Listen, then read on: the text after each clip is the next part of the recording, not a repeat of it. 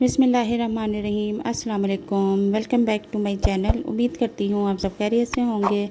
और आज मैं आपके लिए आलू की एक बहुत ही मज़ेदार यमी रेसिपी लेकर आई हूँ और उम्मीद करती हूँ कि आपको ये रेसिपी बहुत पसंद आएगी। इस रेसिपी में जो जो चीज़ें इस्तेमाल हुई हैं वो मैं आपको साथ साथ मेंशन करती जाऊँगी।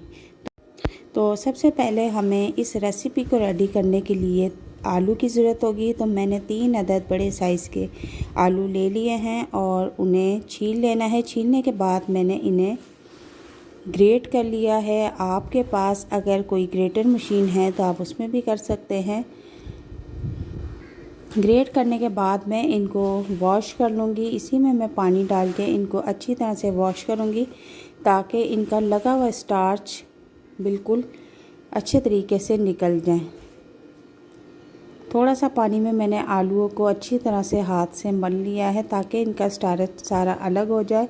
अब मैं इन्हें किसी टोकरी में निकाल लूँगी। टोकरी में निकालने के बाद भी मैंने अच्छी तरह इन्हें वॉश किया था और वॉश करने के बाद मैं अच्छी तरह से इनका पानी निचोड़ के किसी बाउल में ग्रेट किए हुए आलू निकाल लूँगी। तो जनाब आलू हमारे ग्रेट हो चुके हैं। अब मैं इसमें 2 अदद अंडे डाल दूँगी। 2 अदद अंडे डालने के बाद ये थोड़ा सा मसाला लिया है। आधी चम्मच हल्दी, आधी चम्मच पिसी हुई मिर्च, ज़ीरा है और साबुत धनिया कुटा हुआ है, कुटी हुई मिर्च है। आधी आधी चम्मच मैंने हर चीज़ ली है और 2 से 3 चम्मच मैं इसमें मैदा शामिल कर दूँगी। मैदा शामिल करने के बाद अब मैं इसे अच्छी तरह से मिक्स कर लूँगी।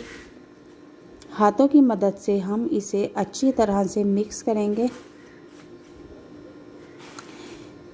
देन मिक्स करने के बाद ये इस फॉर्म में आ जाएगा और अब चूल्हे पर एक खूबसूरत सा पैन लेंगे और पैन में मैंने हल्का सा ऑयल लगा दिया है और वो जो बैटर मैंने रेडी किया था वो इसके ऊपर इस तरह से आपने सेट कर देना है। चूल्हे का फ्लेम आपने बिल्कुल मीडियम रखना है और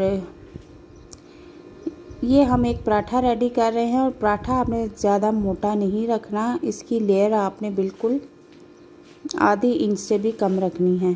तो पराठा मैंने अच्छी तरह से सेट कर दिया हुआ है और अब मैं इसे कवर कर दूंगी। कवर करने के बाद इसका फ्लेम भी बिल्कुल लो कर दूंगी और तकरीबन 1 मिनट गुजरने के बाद मैंने इसे ओपन किया है। अब मैं इसकी साइड चेंज करूंगी। ये एक साइड से पक चुका है और अब मैं इसकी साइड चेंज कर दूंगी। तो एक अदद हम प्लेट लेंगे, प्लेट के ज़रिए ही हम इसे चेंज करेंगे। तो जनाब प्लेट की मदद से मैंने इसकी साइड बआसानी चेंज कर ली है। ये देखें, ये तो ऐसे भी ही बहुत मज़ेदार लगता है लेकिन हम इसको थोड़ा पिज़्ज़ा स्टाइल में बनाएंगे। तो जनाब इसकी अब थोड़ी सी कोटिंग कर लेते हैं। तो मैंने इसके ऊपर केचप को फैला दिया है और केचप को हम ब्रश की मदद से अच्छी तरह इसके ऊपर अप्लाई करेंगे। केचप अप्लाई करने के बाद थोड़ा सा स्पाइसी बनाने के लिए मैं इस पर कुटी हुई मिर्च छिड़क दूँगी और थोड़ा सा मैं इसके ऊपर ऑरिगानो भी छिड़कूँगी और थोड़ी सी मैंने शिमला मिर्च काट कर रखी हुई थी लेकिन उससे पहले मैं थोड़ी सी इसके ऊपर चीज़ भी फैला दूँगी और चीज़ फैलाने के बाद मैं शिमला मिर्च भी ऐसे ही रख दूँगी और इसके बाद मैं अब इसे 1 मिनट के लिए कवर कर दूँगी। 1 मिनट के बाद मैंने कवर हटाया है। तो माशाल्लाह हमारा पोटैटो पिज़्ज़ा रेडी है।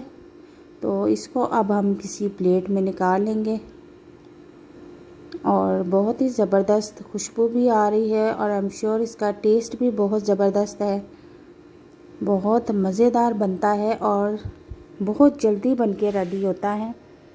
तकरीबन इसको रेडी करने में मुझे टोटल 5 मिनट लगे हैं। मुझे किसी बच्चे की रिक्वेस्ट आई हुई थी कि आप हमें पोटैटो पिज़्ज़ा बनाना सिखाएं, हमें पोटैटो पिज़्ज़ा बहुत पसंद है। तो मैंने उस बच्चे की फरमाइश पूरी कर दी है। लिहाजा आप भी इस रेसिपी को घर में ट्राई करें, अपने बच्चों को बना कर दें। यकीन करें ये 5 से 10 मिनट में रेडी हो जाता है और इतना मज़ेदार बनता है और इसमें कोई ज़्यादा इतनी चीज़ें नहीं लगती, कम बजट में बहुत मज़े की चीज़ बन जाती है। और बाहर के महंगे महंगे और गैर मियारी पिज़्ज़े से घर में ये साफ़ सुथरा पिज़्ज़ा बच्चों को बना कर दें। और अगर नेक्स्ट वीडियो में जो भी रेसिपी आप देखना चाहते हैं तो मुझे कमेंट बॉक्स में लाजमी बताएं, मैं आपकी रिक्वेस्ट पूरी करूंगी। और इसके साथ मैंने एक पिज़्ज़ा और रेडी किया था, तो वो भी आपको दिखा देती हूँ कि वो किस तरह का था। लेकिन उसकी डेकोरेशन मेरे छोटे बेटे ने की थी, तो उसने मुझे कहा था कि आप ऑडियंस को दिखाएं कि कौन सा पिज़्ज़ा ज़्यादा मज़ेदार है और देखने में कौन सा ज़्यादा अच्छा लग रहा है। सो दैट आपने कमेंट बॉक्स में मुझे लाजमी बताना है कि जो पहले वाला पिज़्ज़ा था वो मैंने रेडी किया है और जो ये वाला पिज़्ज़ा है ये मेरे छोटे बेटे ने रेडी किया है।